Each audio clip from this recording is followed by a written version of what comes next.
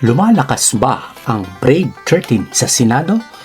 Yan po ang bigyan natin ng reaksyon at analysis. Ang pahayag ni Jay Sonsa ay muling nagpasiklab sa usapin ng political realignment sa Senate of the Philippines.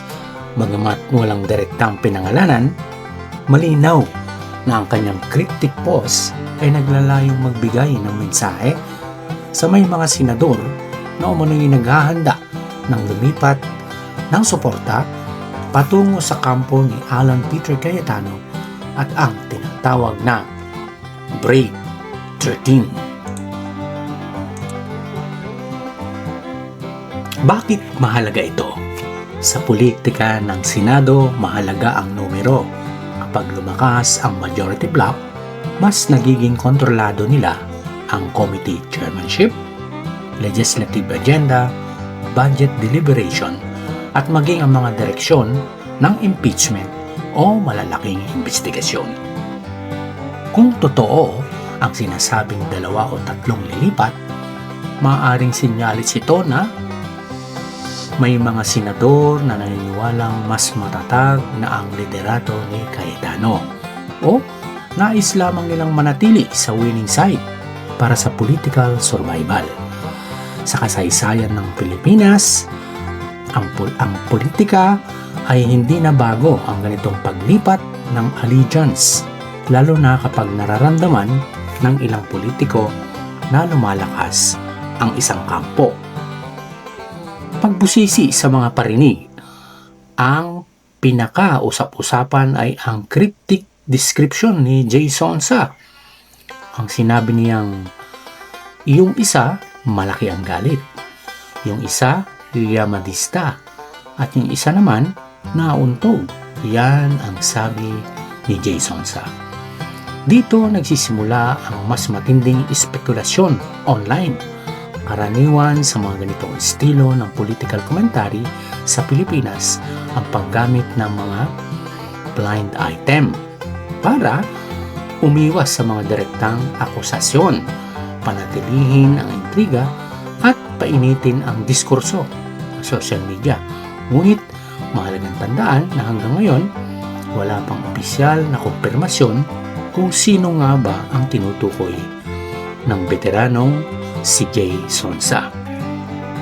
Ano ba ang posibleng epekto nito sa Senado? Kung lalakas pa ang majority block, maaaring mas tumatag ang posisyon ni Cayetano bilang Senate President. Hihina ang tsansa ng mga panibagong coup o leadership challenge at mas magiging isolated ang minority o opposition bloc.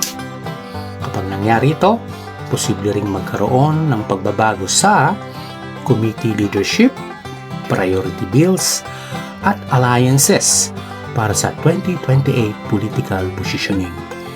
Hindi rin malayong konektado ito sa mas malawak na paghahanda ng mga politiko para sa susunod na national election. Political survival o ideolohiya. Isa sa madalas na puna ng publiko sa Philippine politics ay ang mabilis na paglipat ng allegiance. Depende kung sino ang malakas. Kaya para sa ilan, ang ganitong balita ay hindi na nakakagulat, kundi patunay lamang ng political survival culture. Sa kabilang banda, may mga naniniwala rin na normal lamang ang realignment sa isang democratic institution gaya ng Senado dahil nagbabago rin ang policy priorities at political strategies. Bottom line, sa ngayon, puro indikasyon at political whispers pa lamang ang umiikot. Ngunit malinaw na buhay ang intriga sa Senado. Nagpapatuloy ang power consolidation at bawat galaw ng mga senador ay sinusukat hindi lang sa prinsipyo kundi pati sa political timing. Kung mapapatunayang may lilipat nga sa Brave 13, malaking indikasyon ito na hindi humihina kundi lalo pang tumitibay ang kasalukuyang majority block sa Senado.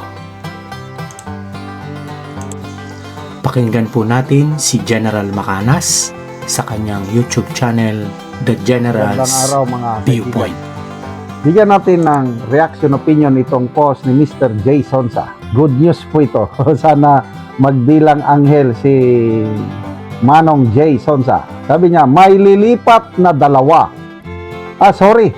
Tatlo pala. Papunta sa kampo ng Brave 13 sa susunod na linggo. Tagumpay ang bayan. Kasi gapangan yung kampo ni Soto, napapabalita na gumagapang sila para maagaw yung liderato. Si Subiri daw ang kandidato na maging Senate President. So ito, hindi nagpapatalo, gumagalaw din ang Brave 13. Gumagapang din.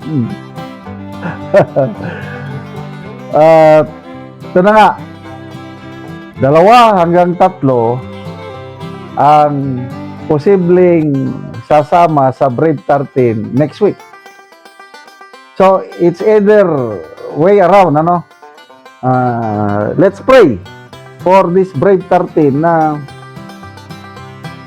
walang bibitiw. Kasi kung may bibitiw na 2 sa kanila, wala.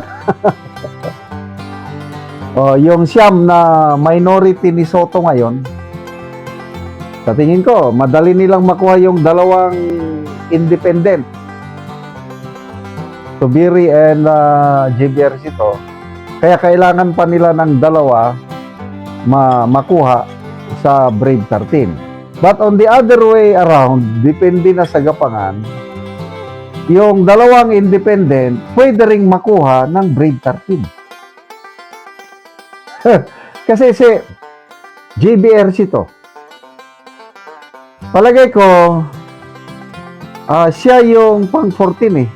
Nung nagsalita sa press con si Senate President Alan Peter Cayetano, sabi niya, original daw na senador na susuporta sa bagong Senate Majority 14. At sabi niya, hindi ako ang Senate President. Iba ang iuupo nila na Senate President sa original plan. Kaya lang, I don't know what happened. Naging 13 na lang at bigla nilang inupo si Senator Cayetano as Senate President. Noong September of 2025, nung nagkaroon ng kudita, tinanggal nila si Senator Escudero. Sabi ni Senator Cayetano, siya daw ang inoferan na basta bumaliktad lang siya, aalis siya sa kampo ni Escudero, siya ang inoferan na maging Senate President. That was September of 2025. Kaya lang, sabi ni Senator Cayetano, hindi niya kayang traidorin si Senator Escudero. Kaya, he remained with Escudero. Yan ang tunay na loyalty. So, 14 ang original senators na magkudita. So, sino yung pang 14 na biglang umalis? Ang tingin ko dyan, ang pang 14 ay si Senator J.B. Ejercito. Kasi nandun sa Brave 13 ang kapatid niya. Blood is thicker than water pa rin. Iniipit ang kapatid niya. Gustong kasuhan. Eh di siyempre, tulungan ko yung kapatid ko. Ganun lang yun. Kaya kung totoo itong sinasabi ni Manong Jason sa, ang isa sa lilipat ay si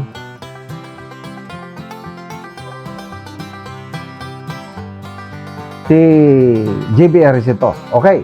So, sino pa yung pangalawa o pangatlo?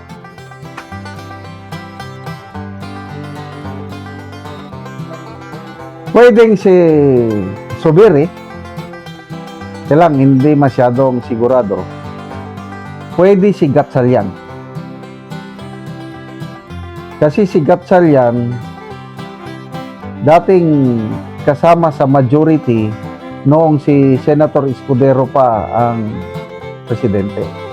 And then, ang isang sigurado ko si Lito Lapid. So, JB Ejercito, and then Lito Lapid. Madaling kumbinsihin si Lito Lapid. Kung nasaan yung Agos, doon lang. Playing safe palagi. So, kung matuloy ito, magiging 15 na ang Brave 13. Brave 15 na. Ano ngayon ang mangyayari? Wala na. Kasi, ang nakita kong attraction ng Brave 13, yung gusto nilang matuloy ang investigasyon ng flood control scam.